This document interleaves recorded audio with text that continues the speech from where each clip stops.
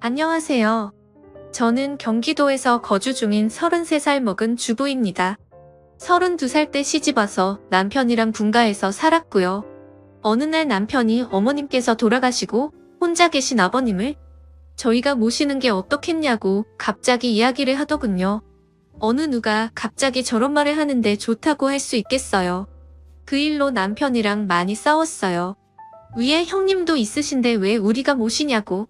아주버님은 대기업을 다니고 계셔서 저희보다도 여유롭고 형편이 저희와는 정말 비할 수도 없을 만큼 좋습니다. 그 일로 인해 저는 남편과 끝도 없이 대화를 나누었고 정말 싸우고 붙고 거의 매일같이 싸웠어요. 그러다 하루는 남편이 술을 먹고 울면서 진심을 담아 말을 하더군요. 저에게 무엇이든 다른 거는 당신이 원하는 대로 하자는 거 전부 다 할 테니까 제발 이번만은 부탁 좀 들어달라고요. 그러면서 남편은 이야기를 이어갔습니다. 남편이 어릴 적에는 엄청 개구쟁이였대요. 매일 사고 치고 다니고 해서 아버님께서 매번 뒷수습하러 다니셨다고 하더라고요. 남편이 어릴 때 골목에서 놀고 있는데 지나가던 중간 크기의 트럭에 받칠 뻔 한 걸 아버님이 보시고 남편 대신 부딪히셨는데 그것 때문에 지금도 오른쪽 어깨를 잘못 쓰신대요. 그리고 아버님 하시던 일이 노가다였는데 남편이 군 제대하고도 26살 때쯤까지 놀고 먹었더랍니다. 아버님이 남편을 늦게 낳으셔서 지금 아버님 연세가 68세 되세요. 남편은 33살이고요.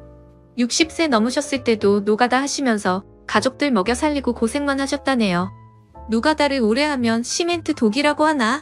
하여튼 그것 때문에 손도 쩍쩍 갈라지셔서 겨울만 되면 많이 아파하신다고 하더라고요. 평생 모아오신 재산으로 마련하셨던 조그만한 집도 아주버님이랑 남편 결혼할 때 집장만 해주신다고 파시고 지금은 월세 내면서 원룸에 들어가서 사신다고 하더라고요. 그런데 어머님까지 돌아가시고 혼자 계신 거 보니 마음이 아파서 눈물이 자주 난다고 하더라고요. 저희가 살림이 넉넉했으면 이런 걱정도 안 할 텐데요. 저는 집에서 살림을 하는 평범한 주부이고 남편은 혼자 직장을 다니는데 일반적인 중소기업을 다니고 이직한 지 얼마 되지 않아 한 달에 세후 150 정도를 벌어옵니다. 그런데 그걸로 아버님께서 오시면 아무래도 반찬도 지금보다는 더 신경을 써야 할 것 같고 여러 가지로 많이 힘들 것 같더라고요. 심지어 그때는 제가 임신을 했어서 아이가 3개월 차인데 모든 부분이 힘겹더라고요. 그럼에도 부유하셨던 형님께서는 절대 아버님을 못 모신다고 강력히 못 박으셨고 아주버님도 그럴 생각이 없다라고 남편이 말을 하더라고요. 저렇게 철벽 방어를 하는데 어떻게 하겠습니까? 그리고 남편이 진심 어린 말들을 저렇게까지 했는데요. 그래서 넉 달 전부터 아버님을 모시기로 하고 저희 집으로 아버님을 모셔왔습니다. 처음에는 아버님께서 오지 않으시려고 자꾸만 거절하시더라고요. 늙은이가 가봐야 침만 대고 눈치 보인다고 하시면서요. 하지만 남편이 매일같이 설득하고 우겨서 겨우 모셔왔습니다. 모셔온 첫날부터 여러모로 정말 신경이 쓰이더라고요. 그런데 우리 아버님 매번 반찬 신경 써서 정성껏 차려드리면 그걸 드시면서도 엄청 미안해하시면서 눈치를 보십니다. 가끔씩 고기 반찬이나 맛있는 음식을 해드리면 아버님께서는 드시지 않고 남겨주셨다가 저희 남편이 퇴근하고 돌아오면 남편을 먹이더라고요. 그리고 저 먹으라고 일부러 드시지도 않고요. 거기다가 하루는 장을 보고 집에 왔는데 아버님께서 바닥에 꿇어 앉아서 걸레질을 하고 계시더라고요. 저는 그 모습을 보고 깜짝 놀라서 걸레를 빼앗으려고 했더니 괜찮다고 하시면서 끝까지 고집을 부리시면서 청소를 끝마치시더라고요. 그리고 식사를 드시고 나면 곧바로 빈 그릇을 들고 가셔서 설거지도 하십니다. 아버님께 하지 말라고 몇 번을 말씀드리고 그릇들을 뺏어도 보지만 아버님은 설거지를 하시는 게 그게 마음이 편하시답니다. 제가 왜 아버님의 마음을 모르겠어요. 이 못난 며느리 눈치 보이시니 그렇게 행동하시는 거 압니다. 그래서 저도 정말 더 마음이 아픕니다. 남편이 몰래 아버님 용돈을 드려도 그거 안 쓰고 모아두었다가 저에게 용돈하라고 주십니다. 그렇게 저희는 부유하진 않지만 서로 애틋하고 마음을 써가면서 하루하루를 지내고 있었습니다.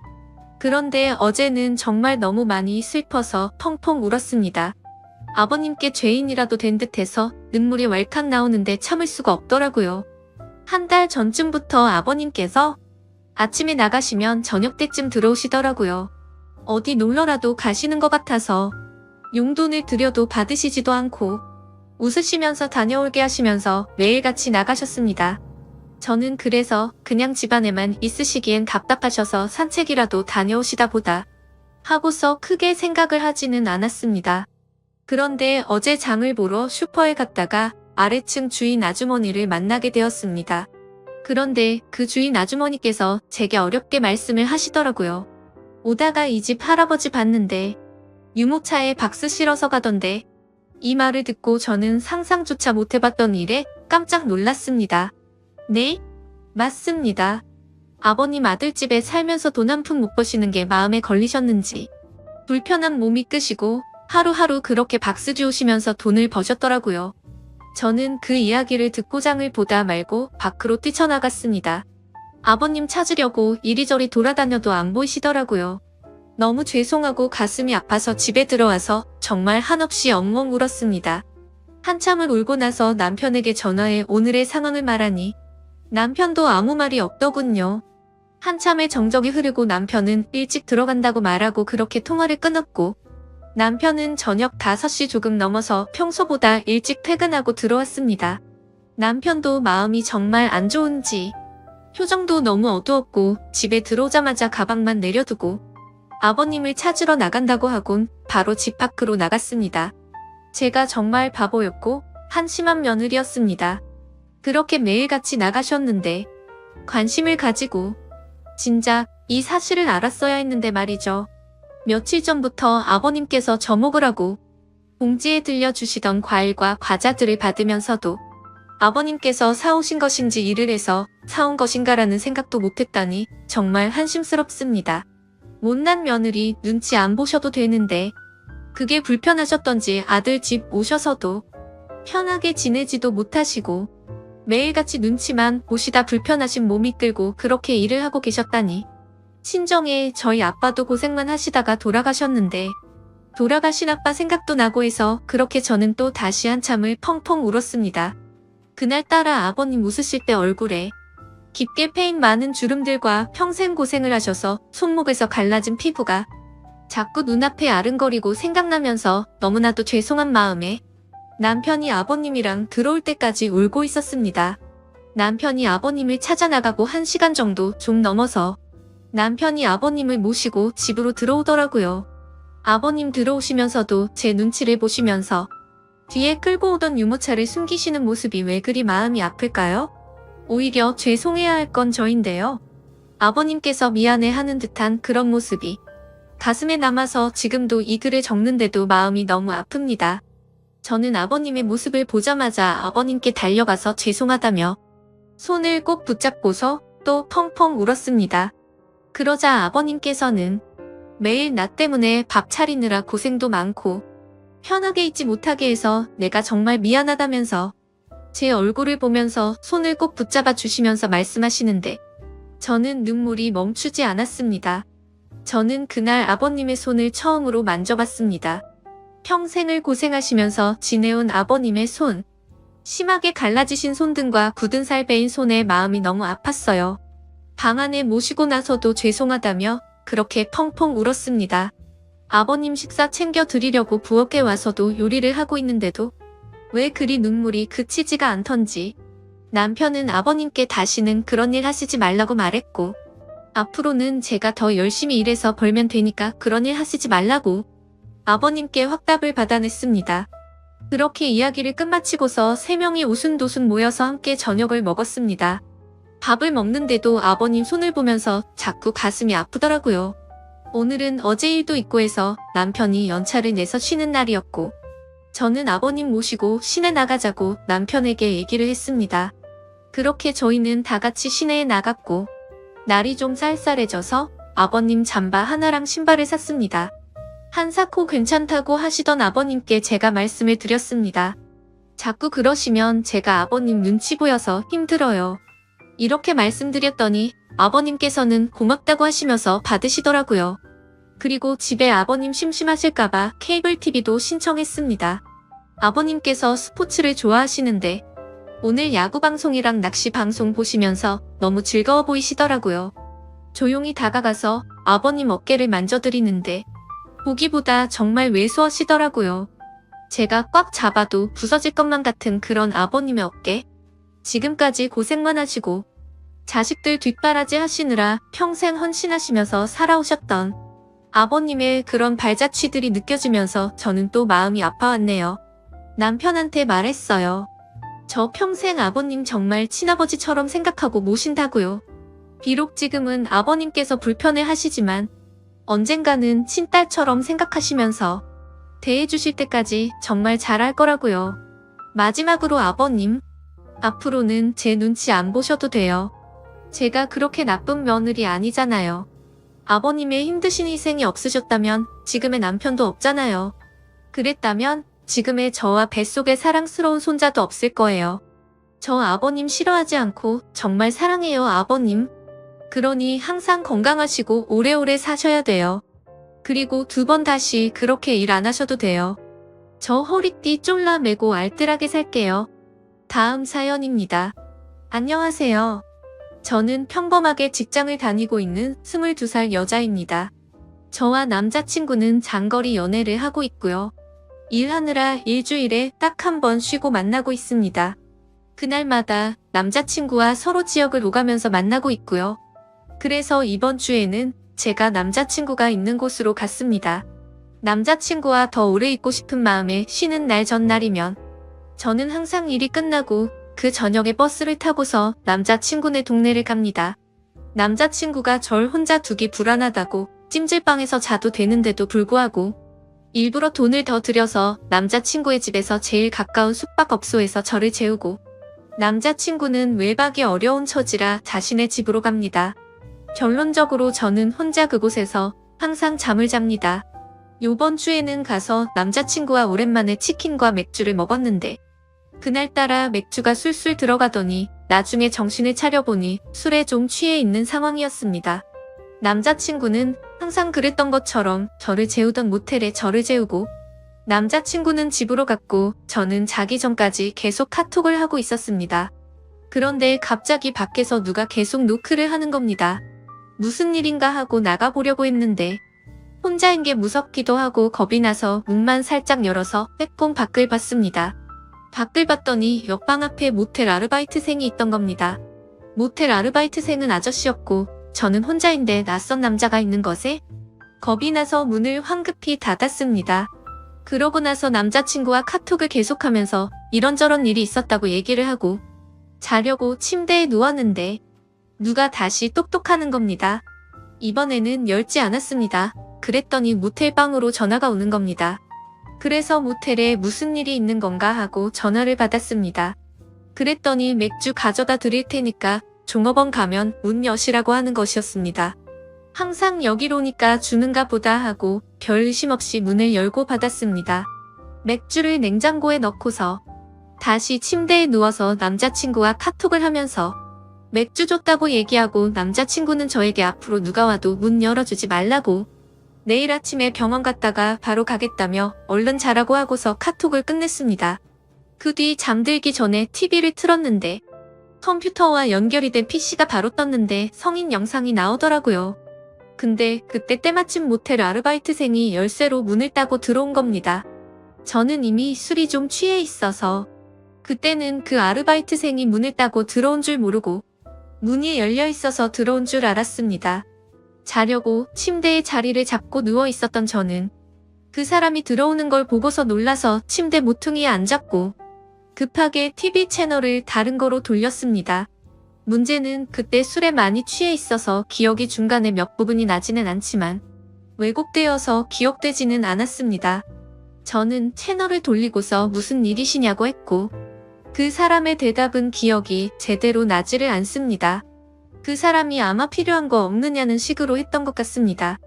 저는 그 사람에게 나가시라고 계속 말했습니다. 그러고서 그 사람은 저에게 그냥 보시던 거 보세요.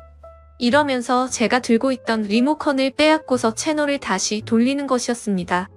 너무 겁나서 계속 제발 가시라고 계속 그랬더니 침대 모퉁이에 앉아있던 저를 눕히려고 제 다리를 만지는 것이었습니다. 저는 순간 겁에 질려서 그 사람의 팔을 치고 남자친구 곧 올 거라고 그랬습니다. 그랬더니 그때야 가더군요. 제가 술에 취해서 기억을 못할 거라고 생각했나 봅니다. 그러고서는 겁에 질려서 모텔 방 밖에 조그마한 소리만 들려도 놀라고 식은땀 나고 잠도 계속 못 들고 다급하게 남자친구에게 카톡하고 전화했는데 남자친구가 배터리 가는 걸 잊어서 휴대전화기가 꺼져 있는 것이었습니다. 그래서 저는 너무 무서워서 그 방에서 나서지를 못했고 뜬 눈으로 계속 밤을 새우다가 아침 10시쯤에 잠이 들었습니다. 남자친구는 아침에 제 연락을 보자마자 급하게 모텔로 달려왔고 제가 자는 사이에 계산대에 가서 CCTV를 보고 아르바이트생에게 따졌지만 저에게 그랬던 아르바이트생 아저씨는 교대 근무가 끝나서 집에 간 상태였고 그 일이 새벽 6시 20분쯤에 끝난 일인데 CCTV는 메모리 문제로 6시 30분부터 녹화가 새로 되고 있었습니다. 주인은 없는 상황이었고 낮에 일하던 아르바이트생은 아무것도 모르는 상황이었던 거죠. 그래서 그 아르바이트생은 그 알바 아저씨를 불러냈습니다. 저는 무서워서 나가지를 못하였고 남자친구 혼자서 아저씨에게 가서 얘기했습니다. 그랬더니 그 아저씨는 남자친구에게 6시 30분에는 손님들이 퇴실해야 되는데 제 방의 TV 소리가 너무 시끄러웠다며 TV를 끌어 열쇠로 문을 열고 방으로 들어왔고 저를 만진 건 자는데 이불을 덮지 않고 자서 이불 덮어 줄 때밖에 없었다고 말했다고 하더군요. 그리고 제가 여기 자주 오고 남자친구는 항상 가는 것도 알고 있더군요. 여기 단골이시지 않느냐고. 저는 TV 소리를 크게 튼 적도 없었고 그 아저씨 때문에 무서워서 아침 10시까지 한숨도 못 잤습니다. 저는 그날 밤 겁에 질려서 벌벌 떨면서 잠도 못 자고 밤새워 무서워했던 것도 그렇고 너무 억울하고 어이가 없어서 그 아저씨에게 가서 따졌습니다. 다시 말해보시라고. 아저씨가 언제 그러셨냐고. 그랬더니 도리어 그 아저씨는 자기가 언제 그랬냐면서 그러는 겁니다. 제가 술을 마셨어도 기억을 다 하고 있는데도 그 아저씨는 제가 술에 좀 취해 있던 것도 알고 남자친구가 갔다는 걸 알고서 계속 거짓말을 해댄 겁니다. 저는 더는 말해도 안 통하고 자기는 그런 적 없다고 할 것 같기도 하고 사실 이런 일이 처음이고 너무 당황스러워서 얘기하다가 눈물이 나와서 혼자 밖으로 나갔습니다. 경찰서를 가도 심증은 있지만 물증이 없어서 일만 더 복잡해질 것 같고 남자친구가 사는 지역에 계속 올 수도 없는 상황이어서 이런저런 생각을 한 저는 남자친구에게 그냥 나오라고 했습니다. 남자친구는 제가 나간 후에 조금 있다가 나왔고 아저씨와 계속 얘기를 해봤지만 끝까지 자기는 TV 소리 때문에 그랬다면서 모텔에 다른 고객들을 위해서 그랬다면서 새벽 6시 30분이 어떻게 손님들 퇴실 시간입니까? 제가 만약에 소리를 크게 틀고 있었다고 해도 여자 혼자 모텔방에 있는 걸 알면서도 문을 따고 들어오는 게 말이나 됩니까? 그리고 자는 제가 이불을 덮고 있지 않아서 이불을 덮어주느라 만졌다는 건 또 말이 됩니까? 변명해도 어떻게 그렇게 할까요? 집에 와서 생각해보니까 더 화가 나는 겁니다.